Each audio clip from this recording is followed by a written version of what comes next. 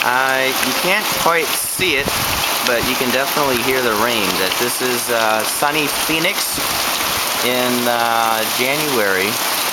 Normally Phoenix gets 8 inches of rain, and today we're getting 3 inches of it.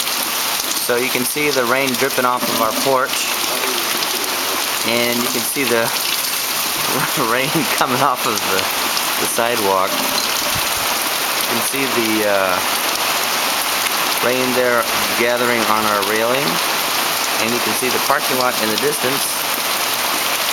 You can't quite see the puddles building up on this.